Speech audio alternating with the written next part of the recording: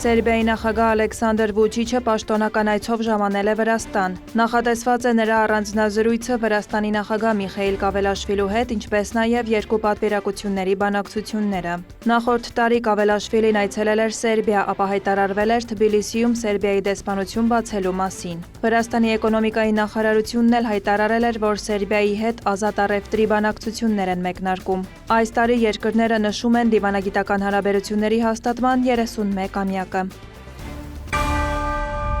Վրաստանի արտաքին գործերի նախարարությունը հայտարարություն է տարածել վիզաների շուրջ երկխոսության շրջանակում Վրաստանի և Եվրոպական հանձնաժողովի պատվիրակությունների հանդիպման արդյունքների վերաբերյալ։ Բրյուսելում կայացած հանդիպմանը քննարկվել է Վրաստանի դիվանագիտական, ծառայողական և պաշտոնական անձնագրեր ունեցողների համար առանց վիզայի ռեժիմի ժամանակավոր դադարեցման մասին ԵՄ որոշումը։ Վրաստանի արտգործնախարարությունից հայտնել են, որ որոշումն անարդար է և հիմնված է երկրում տիրող իրավիճակի ոչ օբյեկտիվ գնահատման վրա։ Նշվում է, որ հանդիպման ընթացքում վրացական պատվիրակությունը վերահաստատել է կառավարության հավատարմությունը Եվրամիության հետ վիզայի ազատականացման ռեժիմի կայունության ապահովմանը, միաժամանակ ընդգծելով, որ այդ հարցի քաղաքական շահարկումն անընդունելի է։ Եվրահանձնաժողովը 2025 թվականի դեկտեմբերին հրապարակել էր զեկույց, նշելով, որ Թբիլիսին չի կատարել հանձնարարականները։ 2025 թվականի դեկտեմբերի 30-ից Եվրամիությունում ուժի մեջ են մտել առանց վիզայի ռեժիմի կասեցման նոր պարզեցված կանոնները։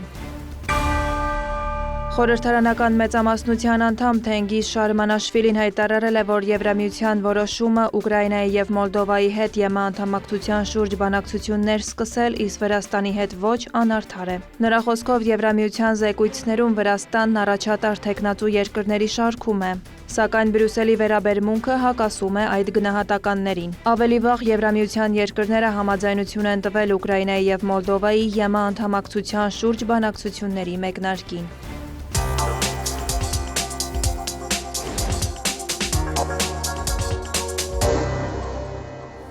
Թուրքիայի արտաքին գործերի նախարար Հաքան Ֆիդանը հունիսի 15-ից 17-ը աշխատանքային այցով կլինի Ռուսաստանի Դաշնությունում։ ՌԴ արտգործնախարարի հետ կքննարկվեն Հարավային Կովկասում փոխգործակցության ընդլայնման հեռանկարները, այդ թվում տրանսպորտային հաղորդակցությունների ապաշրջափակման հարցեր։ Ռուսաստանն ու Թուրքիան շահագրգռված են խաղաղ և կանխատեսելի Հարավային Կովկասի հարցում։ Ռուսաստանը ողջունում է Հայաստան-Թուրքիա կարգավորման գործընթացը, ասված է ՌԴ-ԱԳՆ հաղորդագրության մեջ։ Առանձին ուշադրություն կդարձվի նաև Իրանի, Սիրիայի, Լիբիայի, Կենտրոնական Ասիայի վերաբերյալ հարցերին։ Կողմերը կանդրադառնան նաև երկկողմ օրակարգի մի շարք ոլորտների։ Թուրքիայի արդարադատության նախարար Աքն Գյուրլեքը քաղաքականապես մոտիվացված է անվանել հունիսի 17-ին Եվրախորհրդարանի քվեարկության դրվող զեկույցը։ Ավելի վաղ լրատվամիջոցները վկայակոչելով սլովենացի պատգամավոր և Եվրախորհրդարանի զեկուցող Վլադիմիր Պրեբիլիչին նշել էին, որ զեկույցի նախագծում պահանջվում է պատժամիջոցներ սահմանել Թուրքիայի արդարադատության նախարարի նկատմամբ, այդ թվում սառեցնել նրա ակտիվները։ Պատճառը քաղաքական դրդապատճառներով դատական գործընթացներն են, ներառյալ Ստամբուլի ընդդիմադիր քաղաքապետ Էքրեմ Իմամօղլուի գործը։ Գյուրլեքի խոսքով նման զեկույցը Թուրքիայի ինքնիշխան իրավունքների դեմ ոտնձգության ապարդյուն փորձ է և խարխլում է վստահությունը եվրոպական կառույցների նկատմամբ։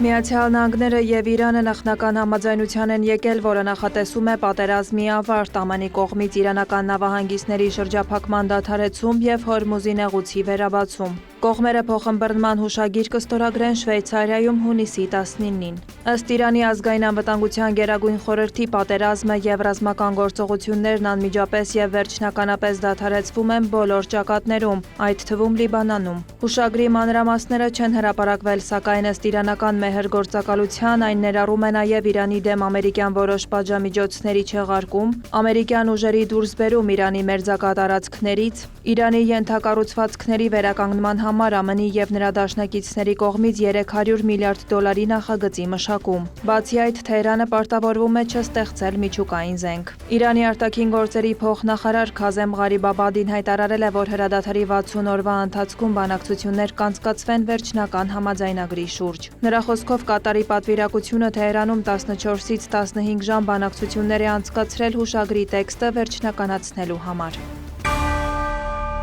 ԱՄՆ նախագահ Դոնալդ Թրամփը նշել է, որ Իրանի հետ համաձայնագիրը խաղաղություն և անվտանգություն կբերի ամբողջ տարածաշրջանին։ Նա թույլատրել է բացել Հորմուզի նեղուցը առանց տուրքերի։ ԱՄՆ փոխնախագահ J.D. Vance-ն էլ հայտարարել է, որ այս համաձայնությունը կարևոր պահ է ԱՄՆ-ի համար և դրանով կվերանա Իրանի միջուկային սպառնալիքը։ Նրա խոսքով այն հիմնովին կփոխակերպի Մերձավոր Արևելքն առաջիկա 50 տարվա ընթացքում։ Ֆրանսիան, Գերմանիան, Մեծ Բրիտանիան և Իտալիան ողջունել են համաձայնությունը, պատրաստակամություն հայտնելով չեղարկել Իրանի դեմ պատժամիջոցները։ Հայտարարության համաձայն Իրանը երբեք չպետք է միջուկային զենք ունենա։ Երկրները պատրաստակամություն են հայտնել աշխատելու ԱՄՆ-ի, Իրանի և ատոմային էներգիայի միջազգային գործակալության հետ այդ նպատակին հասնելու համար։ Հուշագրի համաձայնեցումը ողջունել են նաև Հայաստանը, Թուրքիան, Ճապոնիան, Ավստրալիան, Նոր Զելանդիան և այլ երկրներ, ինչպես նաև ՄԱԿ-ի գլխավոր քարտուղարը, Եվրահանձնաժողովի նախագահը, ԵՄ դիվանագիտության ղեկավարը, Եվրոպական խորհրդի նախագահը։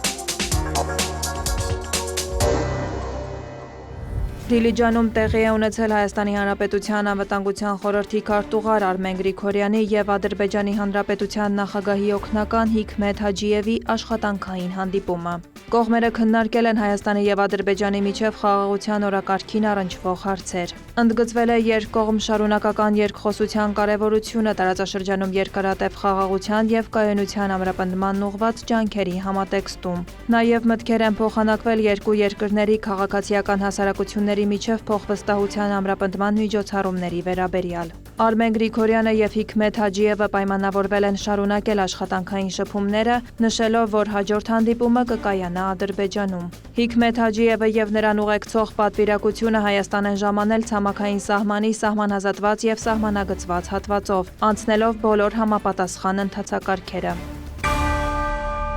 Ադրբեջանի նախագահ Իլհամ Ալիևը շնորհավորել է Դոնալդ Թրամփին 80-ամյակի կապակցությամբ։ Դուք անփոխարինելի դեր եք խաղացել Ադրբեջանի և Միացյալ Նահանգների միջև ռազմավարական գործընկերության կայացման և խորացման գործում, նշել է Ալիևը, վկայակոչելով ռազմավարական գործընկերության կանոնադրության ստորագրումը։ Ալիևը նաև շնորհակալություն է հայտնել ԱՄՆ նախագահին Հարավային Կովկասում խաղաղության օրակարգն առաջ մղելու վճռականության համար։ Անդրադառնալով TRIP նախագծին, Ալիևը վստահություն է հայտնել, որ այն կդառնա հերթական ներդրումը տարածաշրջանում կայուն խաղաղության և համագործակցության զարգացման գործում։ Ռուսաստանից Ադրբեջանի և Վրաստանի տարածքով տարանցմամբ Հայաստան կմատակարարվի ցորենի հերթական խմբաքանակը։ Մատակարարումը ներառում է 7 վագոն, 490 տոննա ընդհանուր ծավալով։ Գնացքը հունիսի 15-ին դուրս է եկել Բալաջանի կայարանից և շարժվել Վրաստան։ Վարդուհի Հարությունյան, հարևաններ։